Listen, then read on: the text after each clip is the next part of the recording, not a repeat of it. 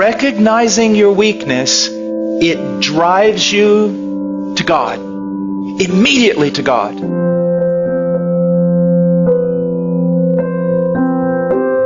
Believing in faith that He's the fountain He claims to be. That He's the source and the helper that He claims to be. That He is one of unlimited resources. That He does not greedily hand out to children, but He lavishes upon us.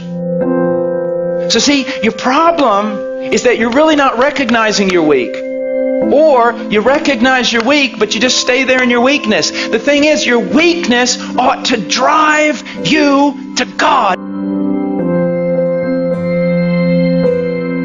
I saw someone last night, and I dealt a long time with them. Precious little girl. She recognized her weakness. She recognized her frailty. She recognized her sin.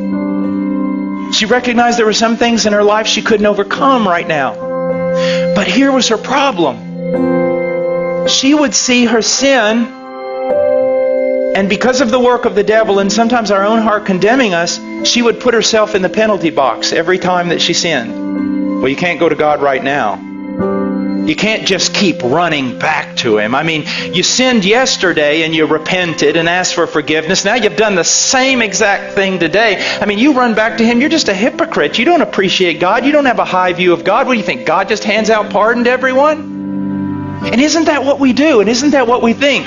We sin, a sin that we've already sinned and already repented of, and because of it we think we need to put ourselves in a penalty box for a little while, at least a couple of days, and try to work our way back into favor before we come to God.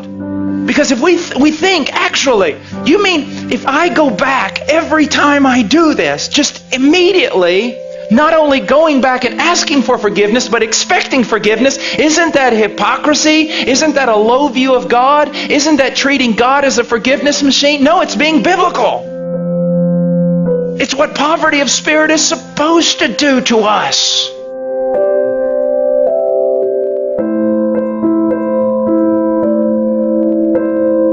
I'm talking to genuine Christians who really want to be something they are not yet. But when they find themselves frail and they find themselves weak and they find themselves sinning the same sin, they kind of huddle over here and wait.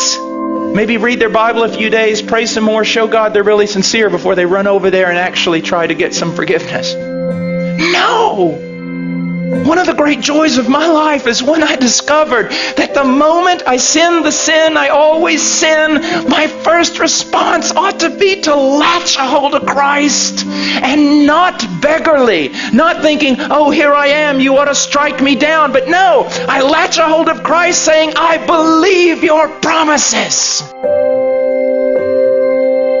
I am in a different realm. I am free. I am a saint. I've been moved out of Adam and condemnation and law. All of it was paid for on that tree when He died. He knew all of it. He forgave all of it. I'm free.